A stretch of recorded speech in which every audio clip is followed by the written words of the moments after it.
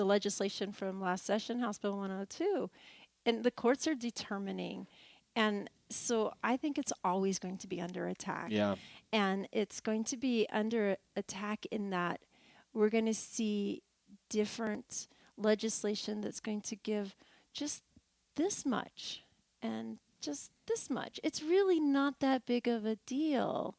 And we all know that it is. Mm-hmm. Back to that sentence. Yep. Shall not be infringed. Yep. So even the little things can create a crack, and that's why we need to stay strong on it.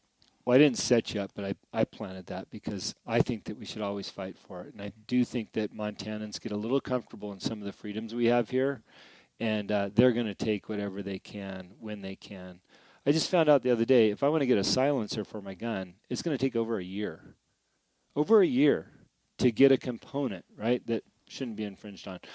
Okay, another big one. I was at the gun show this weekend, speaking of guns, and as I was leaving, there was two ladies aggressively trying to get me to sign a petition about property tax. Let's talk about property tax and your position on it. You bet. Do you want to ask my specific position? Well, I on think that you can just tell. signature I think you gathering? could just tell us. I do think that in the signature gathering campaign, one of the things that's not being talked about is that initiative is a constitutional change. Mm-hmm. And we haven't tried a legislative change yet. Mm-hmm. I would prefer a legislative change being offered, and then if that doesn't happen, then bring it as a referendum and put it in as a constitutional change that goes back to the voters. Because we need to have open conversations. We need to have debate. We need to talk about how property taxes are impacting our lives, but also our budgets and our ability to provide services. Mm-hmm. With that said, in House District 11, there are a lot of families who have family property that have been in their family for generations, that maybe have 100 feet of lake access, but they have a $85,000 house on it, and they're paying for the equal property tax of the house next door that is valued at $2 million. Yeah. So there needs to be some conversation and some solutions offered. I will say, honestly, I'm not strong on tax, but I do know the legislators who are strong on tax. And I have had a lot of conversations with even the chair of House Taxation of, can we solve this? And yes, we can. We can come together and work with our community. That's why I like the legislative process, is because it's open, it's transparent. You, the community, the constituents, come and tell the legislators what you're wanting. And you get to say, hey, look, I like this idea, but it really hurts my ability to do this. Or, hey, I really want to do this. Can you help it make sure that it's covered in that bill? So I know that's a really big answer, but I do also get concerned about a constitutional change that isn't looking at how you fix it once you put it into place. Right. Whereas if it's a legislative fix, we're able to keep working it until it is fixed.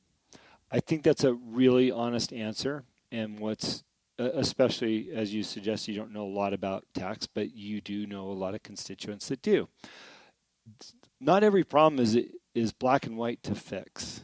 And I think that's a very good point. And what I realized just listening to you just now, Montana is so small that sometimes these fixes will affect you one way or the other, regardless, because of the size of the state.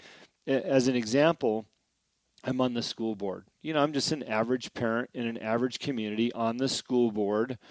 And fortunately, I purchased a home when they were less long enough ago. And in one of the most beautiful spots of the valley. This has always been my favorite area to look out and just see the majesty of the mountains. We're so blessed and fortunate to be where we're at. But our house has more than doubled since I purchased it in price.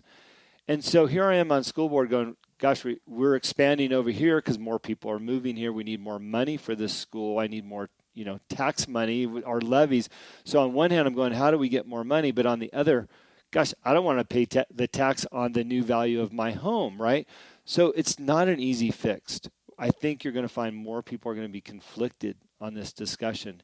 And to your point, it needs to be fixed through legislation where all parties come together and come up with real solutions to real problems, because it goes beyond just what you're paying on your taxes. I agree. And I think that in the legislative process of the open and transparent meetings is that you get an opportunity to hear all of the impacts. Mm-hmm. And I know like there's, oh, but the commercial properties are going to have to pay more. Well, that actually hurts anybody who's a renter as well as the businesses.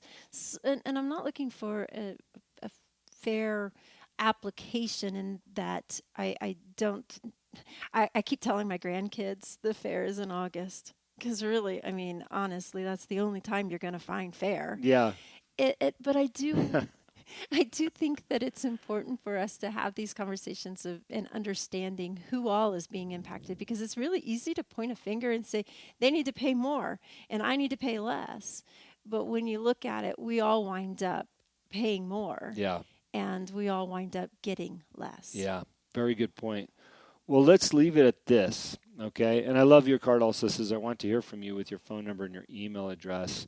How about a final parting thought about your campaign or what you want to say to everybody before we close it out? You bet. I've learned in the past 6 years of serving on two very public open boards that it's important to listen. Mm-hmm. To I want to hear from people. Sometimes the decisions that are made are incredibly difficult, and I want to express to people that I'm hearing you, I'm listening to you, and sometimes it's not an easy answer. And we need to continue to work together. We need to work with each other in our community. We need to work with the decision makers. And we need to work with those who we do elect. Mm-hmm. And that's on all of the areas, the local, the legislative, and the congressional areas. It has been an incredible honor and privilege to serve in this community. To serve as I used to be the resource center director for Hope Pregnancy Ministries, to be able to bring life and hope to families in crisis, Mm-hmm. as well as when I was the congressional ambassador for the Alzheimer's Association. I worked really hard to make sure that we had a state plan that is looking at Alzheimer's and related dementias. So, what I like to leave is I'm here to serve. I don't have lofty goals. I wish I did because maybe it'd be a little bit easier to express myself. My bottom line is I want to serve. I want to serve you. I want to serve the constituents. I want to serve my family. I want to serve my church. I want to serve my Christ. And I want to be that person who you know that you can talk to me. Even if we're not going to agree, at the end of the day, you know that I'm going to talk with you and I'm going to hear you. Yeah. Wonderful. Well, we appreciate the time. I'll make sure that we've got your website and your contact information on the show notes. So thank you for your message and what you're running for. And if you see somebody in a blue shirt coming up your driveway with the state of Montana, some skis, it's probably Ronalee Skees coming to meet you and get to know you a little bit better. So thank you for tuning in to Liberty